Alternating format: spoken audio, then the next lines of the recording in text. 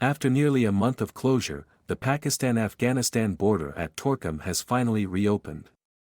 But why was it closed in the first place? What impact did this have on trade, security, and the people of both nations? And what does the reopening mean for the future of Pakistan-Afghanistan relations? Let's break it all down. Tensions between Pakistan and Afghanistan have been rising over border security, trade, and the Taliban's policies. This closure was more than just a simple border dispute, it's a reflection of deeper political and economic challenges between the two neighbors. The Torkham border, a key trade and transit point, was shut down on February 21, 2025 after a dispute between Pakistan and Afghanistan over the construction of a border post by Afghan authorities. This isn't the first time the border has been closed. In fact, both nations have repeatedly shut down crossings due to diplomatic and security tensions. Pakistan cited security concerns, stating that the Taliban-led Afghan government was building unauthorized infrastructure near the border, which could pose a risk to national security. On the other hand, Afghan officials claimed that Pakistan's interference was unjustified. Negotiations between the two sides failed multiple times, leading to economic disruptions and humanitarian struggles. The month-long closure had devastating consequences for businesses and people on both sides. Thousands of trucks carrying food, medical supplies, and goods were stranded, causing millions of dollars in losses. Afghanistan, which heavily relies on trade through Pakistan, suffered significantly. Many businesses were unable to export or import goods, worsening the country's already struggling economy. For ordinary people, the situation was even worse. The price of essential goods like wheat, rice, and medicine skyrocketed in Afghanistan, adding to the humanitarian crisis.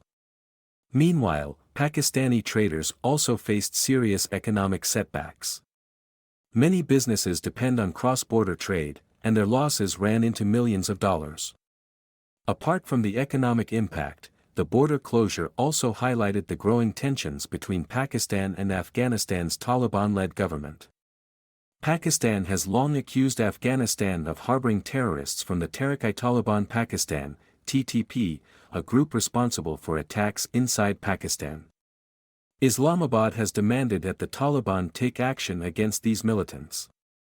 On the other hand, the Afghan government denies these allegations and argues that Pakistan must stop interfering in its internal affairs. Experts believe that these tensions are fueled by deeper geopolitical struggles, including Pakistan's concerns over its border security and Afghanistan's push for greater independence in trade and diplomacy. So, what changed? After multiple rounds of negotiations, both Pakistan and Afghanistan agreed to reopen the border on March 19, 2025. The reopening was a result of high-level diplomatic talks, pressure from businesses, and growing humanitarian concerns.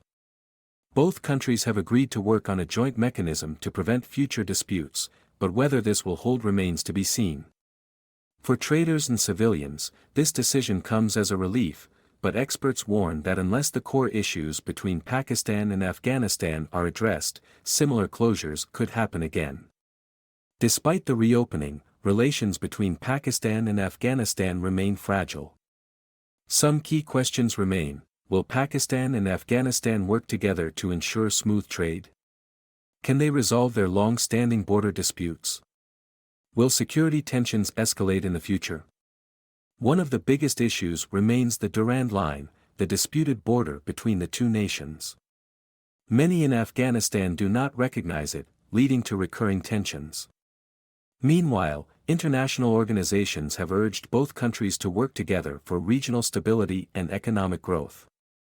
The reopening of the Pakistan-Afghanistan border is a major development, but is it just a temporary fix? Or will we see more closures and tensions in the future? What do you think? Is this the start of improved relations, or is another conflict just around the corner? Let us know your thoughts in the comments.